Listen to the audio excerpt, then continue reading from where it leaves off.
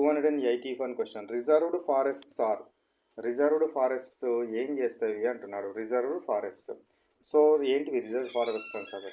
ప్రభుత్వాలు చట్టం ద్వారా రక్షించే అడవులను రిజర్వ్ ఫారెస్ట్స్ అని అనడం జరుగుతుంది. ఇక్కడ చెట్లను నరకడము, అదేవిధంగా అక్కడ వేటాడడము పూర్తిగా నిషేధించబడము జరుగుతుంది. కాబట్టి సో ఆన్సర్ మనం ఏది తీసుకున్నా, protected by law and exploitation is restricted. So మనకు ఏమవుతుంది, నరకడం అట్లాంటి చెట్లను నరకడం అట్లాంటివన్నీ కూడా సో మనకు రిస్ట్రిక్ట్ చేయడము జరుగుతుంది. నెక్స్ట్ క్వశ్చన్ చూడండి. నెక్స్ట్ 282 క్వశ్చన్ చూడండి. 282 community forests are managed by.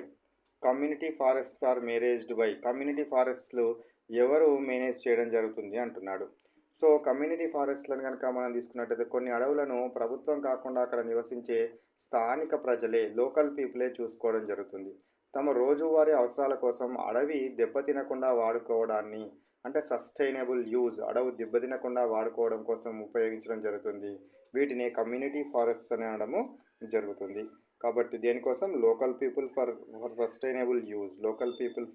Sustainable use కోసం యూజ్ చేసే forest community forests are managed by మనకు లోకల్ పీపుల్ అని తీసుకోవచ్చును. Next one 283. So Chipko movement was related to. Chipko movement అనేది దేనికి సంబంధించింది అంటున్నాడు. చిప్కో మూమెంట్ సో 1970 ప్రాంతం లోపల ఉత్తరాఖండ్ ప్రాంతంలో కాంట్రాక్టర్లు చెట్లను నరకడానికి వచ్చినప్పుడు అక్కడి ప్రజలు చెట్లను కౌగిలించుకొని వాటిని కాపాడుకున్నారు. చెట్లను నరకకుండా కాపాడడానికి protecting trees from felling. So చెట్లను నరకకుండా కాపాడడం కోసం జరిగిన ఈ ఉద్యమాన్నే చిప్కో మూమెంట్ అంటారు. So protecting water trees from felling. So దీనికోసము జరిపిన ఉద్యమం కాబట్టి దీన్ని చిప్కో మూమెంట్ అనేది చెట్లు నరకకుండా కాపాడడం కోసం చేసిన ఉద్యమం.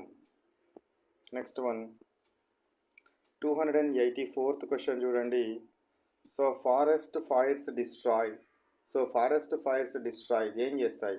సో ప్రమాదవశాత్తు మనకు అడవుల లోపల వచ్చే మంటలు ఏవైతే ఉన్నాయో ఫారెస్ట్ ఫైర్స్ అని అనడం జరుగుతుంది.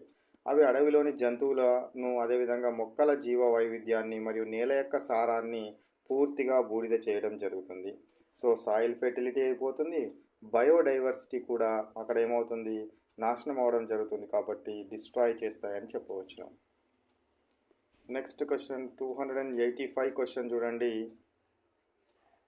వైల్డ్ లైఫ్ శాంక్చురీస్ ప్రొటెక్టింగ్ కనుక మనం తీసుకున్నట్టయితే సో మనకు దేనికోసం ఇది జరగడం జరుగుతుంది అని అంటే, క్రూర జంతువులు, పక్షులు తమ సొంత వాతావరణంలో స్వేచ్ఛగా జీవించడానికి కేటాయించిన రక్షిత ప్రాంతాలను వైల్డ్ లైఫ్ శాంక్చురీస్ అంటారు. ఇవి వన్యప్రాణుల సహజ నివాసాలను రక్షించడం జరుగుతుంది. కాబట్టి వైల్డ్ లైఫ్ శాంక్చురీస్ ప్రొటెక్ట్స్ అంటే మనం ఏం ఆన్సర్ తీసుకోవాలి? బి ఆన్సర్ తీసుకోవాలి. న్యాచురల్ హ్యాబిటేట్స్ ఆఫ్ వైల్డ్ స్పీసెస్ని తీసుకోవాలి. Next one